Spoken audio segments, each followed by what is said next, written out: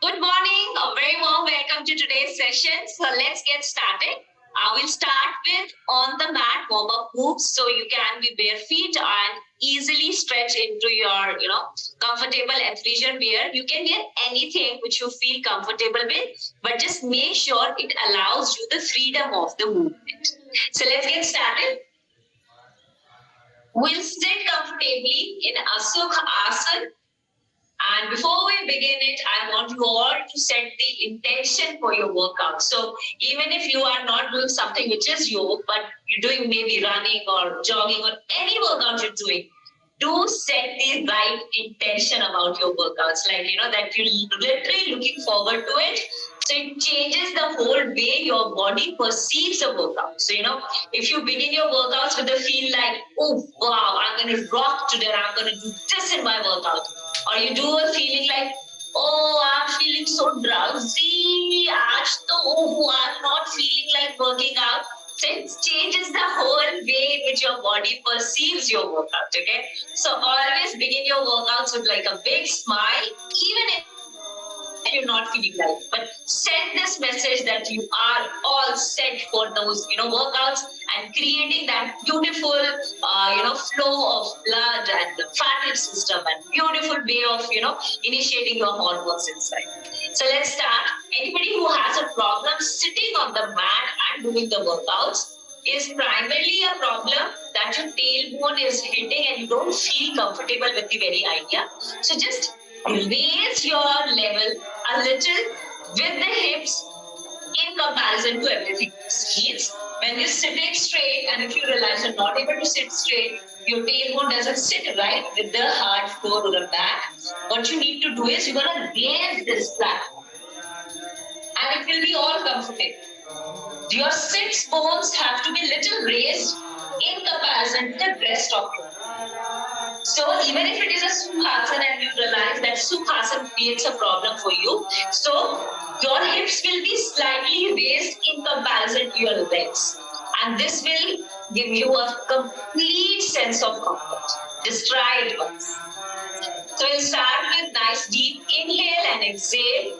And like I always say, diaphragmatic breathing. This is the most simplest and the best way to get your entire digestive system initiated and also relaxed. A lot of fat and a lot of undigested food due to the stress gets deposited here.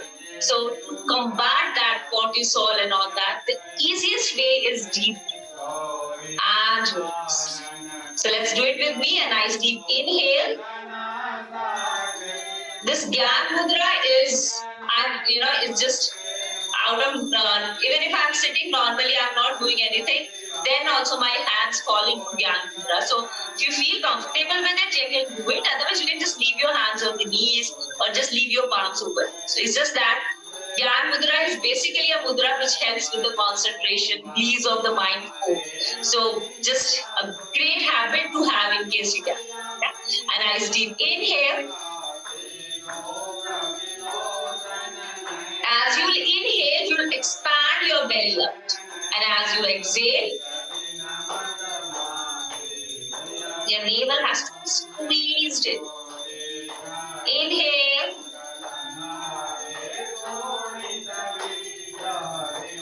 And exhale.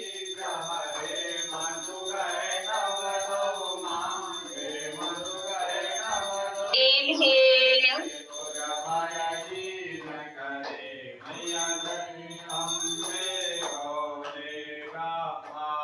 And exhale.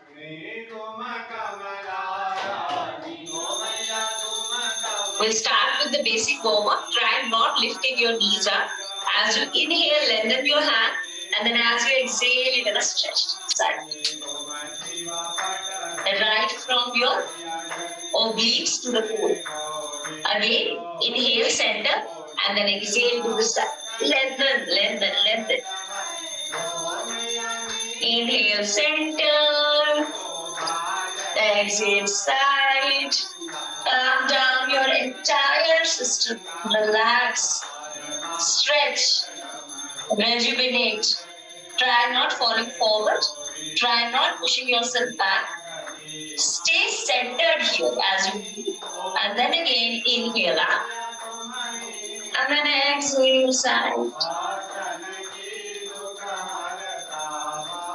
This time, as you inhale, you lift yourself up. As you exhale, you're going to twist. Twist to the side. Inhale, center. And then exhale and twist to the side. Make yourself completely parallel to the sides. Again, inhale, center. And exhale to the side. Simplest of the poses and best of the results. And back to center. Always remember that most simplest of the poses that you will do will actually give you best of the results. Yeah, because you are able to consistently follow them up. Let's do another warm-up pose for the spine. Make sure that whenever you're doing these movements, you are tucking it right from the core and you're not moving it from the upper body. So squeezing your core muscles in, lengthening your spine. Your palms right under your shoulders, your knees right under your hips. You're gonna inhale, exhale, inhale, exhale, inhale, exhale. See, I'm doing a full deep inhale and exhale, but still I'm not moving it with my spine. Yeah, exactly. This has to stay, and now we'll start stretching the spine. So inhale, full stretch, lengthen and up. And then exhale. Again, inhale. Lengthen out, keep up, stretch. Exhale. Just like in the Bhujangasana or the Cobra pose, I told you that your shoulders will never scrunch up. Same holds here as well in the cow and a cat pose. Means when you are inhaling, you are not scrunching, push, lifting, okay? So when you're going up, it is not a movement in which you will do this. It is exactly a movement in which your shoulders are rolled back, your chest is nicely lifted and you roll up. Okay? So, still, the center of your gravity, your core, your powerhouse stays the movement center. But when you are lifting up, you're not lifting up with the shoulders. You're rising up. Yeah? And when you are exhaling, feel as if there is this thread which is tied on the top. And then you squeeze. And then you exhale. And then you lengthen, navel tucked in, full exhale. As deep as possible. And then inhale, lengthen with that inhale. Again that exhale. So this is how slow the process has to be. You must have seen people pulling it in and out very fast. So if you have any kind of a pain around your hips, around your lower lumbar spine, you can always do the movement. Okay? You're never told that you cannot do the movement, but just do the very precise movement with a lot of caution. This movement in itself will heal your spine. It will teach you the movement of the spine with the core, and that too with the breath first. So this is like exhale, and this is like inhale. So this is very helpful. But if you do it very fast, not mindful, not watching your breath, and understanding the muscles, then yes, it can, hurt your spine. So there is always a way of doing an exercise in which it becomes more helpful and which becomes something which heals you. And nothing heals your body more than a movement and the right nutrition. Best ways to heal.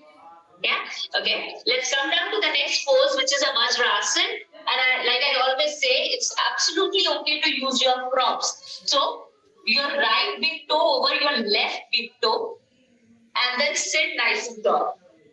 If this is a little difficult, it's perfectly fine. What you can do is you can wedge in a cushion right here over and then sit nice. The idea is to again squeeze your core muscles in, lengthen with that spine. Squeeze and lengthen with that spine. Again, we'll sit for a few minutes, and anybody who finds discomfort in this pose, it's perfectly fine. You can avoid doing this pose and just by simply sitting with open legs. If it is possible, you just open your legs slightly and then sit nice and tall. Here also, if you feel that it's difficult to sit, you can have a cushion in. Yeah, try any of these. Again, the movements, the idea is same, that you get the blood flow directed to your core muscles. Yeah, let's come down to the Bhujangasana now. All these poses are very simple, very basic, and in fact, most beginner poses, but to them also there are various variations. You can easily pick on the variation which you feel comfortable. Cobra pose, your toes extended out, your glutes engaged. Again, this is also a pose which we recommend in a, like, if you have pains in your body to start with, but again, slowly taking control of your muscles, understanding how your body is moving. So it's perfectly fine if you want to just rise up till here. Yeah, you feel comfortable till here, you rise up. And then you get back. But squeezing the right muscles. Glutes, core, lengthen that spine, squeeze and lift. So this is also okay, this is also okay, and this is also okay. As long as you are listening to your body and you are understanding which motion is perfectly fine, that's where you're going to do it. Okay? Relax for a second. Longly inhale. Exhale. Inhale. And rise up this time. Squeeze. Engage. Lengthen and recover.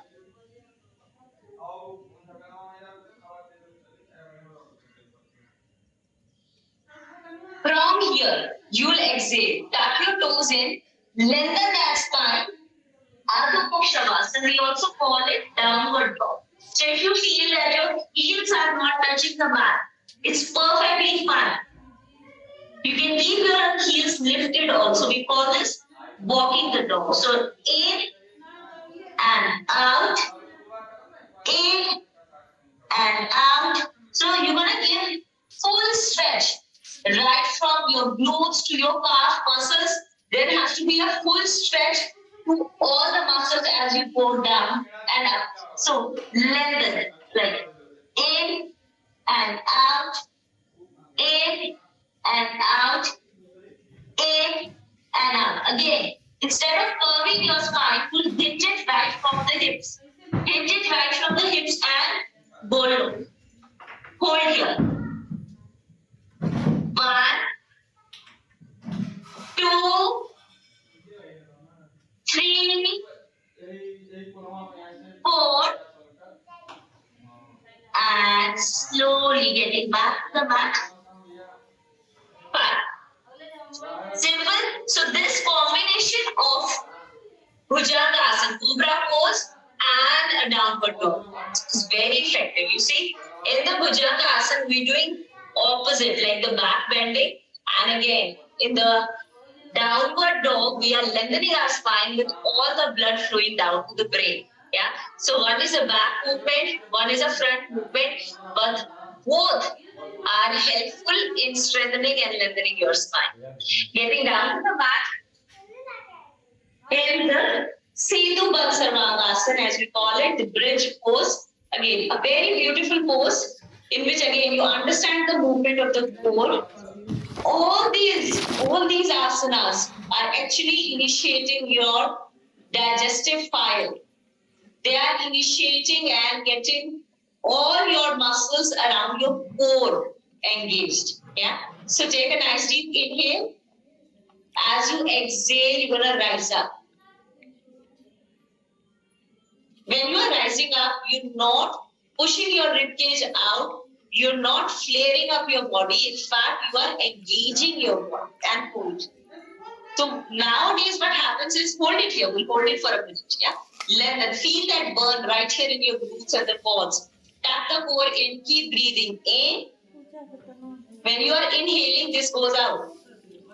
And then when you are exhaling, this goes further in. Exhale. Deeper. Deeper. Target your deep abdominal muscle as deep as possible. We call them transverse abdominals. Deeper. And then as you exhale, deeper towards the curve. Yeah. And now inhale. Exhale. Deeper. Further up. And then inhale. Exhale. Yeah, like that. So what happens nowadays, post-pregnancy or, post your losing weight or your losing weight journey, we are not understanding the power of the core and we are doing a lot of crunches, a lot of movements in which you are not engaging your core right. So that's why you started hearing so many cases of testy recti in which you have the separation of your abdominal muscles, like both the abdominal muscles part, it opens up and they're not able to finally go back to its original position because while they are still separated and hold the bridge, while they are still separated, the idea is that in the center, you have to give them the position to come back. So this movement is the movement of coming back. But while they're still separated, we do exercises like crunches and a lot of other movements which further increases the intensity and the pressure. So they further separates. And you must have heard of the abdominal hernia nowadays. So please give yourself love. Relax down to back. Give yourself love and give yourself time to heal and recover. There is no race. Okay, and this body, which is a temple in which you're going to live for your whole life, do not use it as a means to win some race. Use it as a means to live happily with all the happiness, all the nutrition, wellness. Your body has to be such that you are happy living in it. You have energy, you have passion to carry out your daily activities. You feel energetic the whole day. That's exactly what fitness is about. Yeah. So do not starve. Do not push yourself on the brinks of the workouts where your body is kind of breaking down. Rather, do the movements which make you feel good about yourself. Let's move on to the next asana from here. We're going to understand that wherein we do the forward bending poses or the poses in which we are holding our core. How can we do it if we have a spine? First movement is lifting your knees. This. When you lift your legs up in a perpendicular motion, you support your spine. Because this way, each and every vertebrae is aligned on the mat. There is no gap and all the muscles are engaged. Now, whenever you are rising up and holding, your spine is, every vertebra is on the mat, your spine is absolutely safe. You have to now ensure that your chin is tucked down to the mat, chin is tucked down to the chest, so that your cervical spine is also engaged and relaxed. Okay? So chin tucked to the chest and your eyes are to the legs. This simple, and the first step in doing the Noka Asana, Nag Asana or a boat pose, जिसमें आप अपनी core, you're squeezing your core muscles entirely and holding them.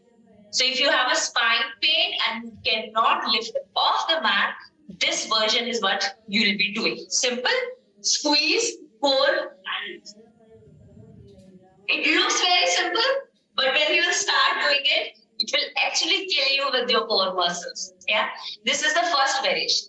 In the second variation, you let your legs go down. tap your heels in the mat. So this is a more, idea of doing a negative nopasana. So generally, you will see that every time we are on the mat and we rise up. So now, if you are not able to rise up and hold into a nopasana, what you do is you first dig your heels in. Your knees will not fall in. Your knees will always be in line with your hips. So your feet, your knees, your hips, always aligned at the same time. Yeah, your core muscles have to be engaged. Squeeze it here. Now, a negative movement means that instead of rising up from the mat, you'll actually go down. So yeah, here's the negative. So instead of rising up, you're going down. This is the second variation. If this is also doable and you can do it, then comes the third variation, which is a full nopasana. So you actually lift your legs up. There also it's like a lifting of the legs, but two ways. One in which you can keep your knees soft, and one in which you can lengthen your legs out. So knees soft is this, lengthen of the legs is this. So you can pick any of these poses as per your own comfort level. So we'll hold it for at least 30 seconds to give you the flavor. Flavor of the pose and hold. Okay, but still, if you think it's a little too much for you, please listen to your body and do the range which is comfortable as of now. Slowly we'll progress there. Yeah. So here we go. Squeeze, lift, and go. 1, 2, 3, 4, 5. Hold it from the pole. 6, 7, 8, 9, 10. 1, 2, 3, 4, 5, 6, 7, 8, 9, 10. 10 more. Very good. 1, 2, 3, 4, 5, 6, 7, 8, 9, and 10. After doing any movement which is actually targeting your core, always get down back to the mat. Stretch, engage, lengthen your spine. If you feel this has kind of brought any pressure to your lower lumbar spine, just release it by doing a spinal twist. You want to squeeze your knees one over the other or just like whichever feels more comfortable. Stretch it to the side and lengthen. So your knees folded to one side, full stretch, and then your face to the other side. And hold. Nice deep inhale. Exhale. Inhale. And exhale back. To the other side. Squeeze. Lengthen your legs to one side and face to the other side.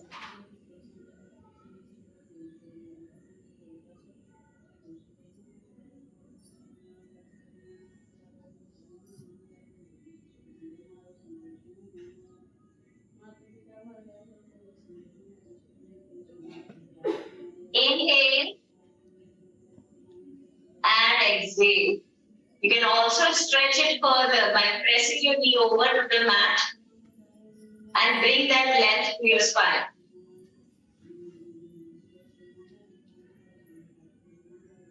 Again, back to the center. Just like the way we did the Noka Asana or a boat pose in which we are folding forward, we have a Dhanur Asana or a bow pose in which we are folding back. Okay, so if you are a beginner, you might find it a little difficult. So again, I'm going to give you a very basic variation in which when you are pulling up, you're not pulling your knees further or closer. You're actually lifting it up.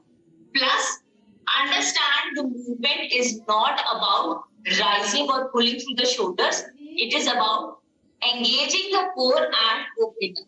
Yeah, so I'll just show you the front thing because most of the time people hold and squeeze like this. You have to show, these shoulders have to be rolled back and your chest has to be nicely lifted up as you move out. Okay, so you are here, tucking your core in, hold through the center of your feet. Hold through the center of your feet, squeeze. Now the movement is not about pulling it in. Movement is opening. So you open up all the power of the core, and you see my shoulders roll back, chest lifted. That's exactly how you hold. Hold 1, 2, 3, 4, and 5. The idea also is to lift it right from the thighs. And I know it's like for a beginner, this is a little difficult, so I just touch down on it for understanding that the opposite movement from the movement in which we have this closing. Yeah. So let's just relax here, squeeze and lengthen. So it gives that height, and then you can easily go down and hold. We're going to lengthen our spine here and take 2 deep inhales and exhales.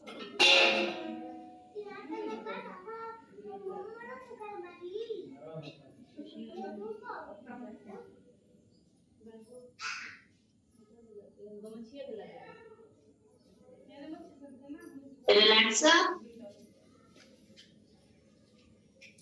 Just get one with that breath and feel the lightness of your physical body. And align with the breath. Feel the lightness of the breath and along with it, feel the lightness of the physical body.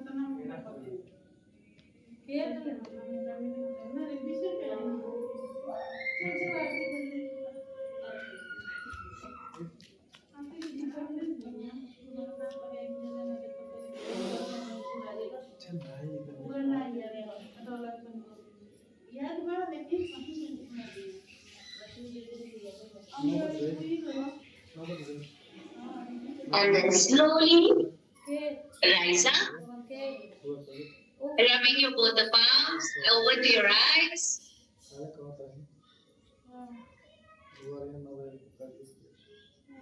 Feel good about this practice which you actually are able to follow today. And I always tell this, that once you are a beginner and you're trying to get that routine, always remember this feel, how you felt after your movement and after your workout.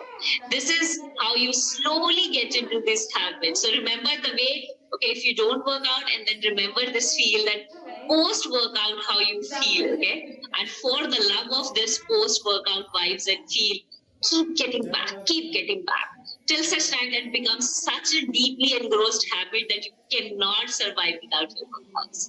Thank you so much, everyone. I'll see you again. Till then, take care and have a great weekend. Relax and rejuvenate. Thank you so much.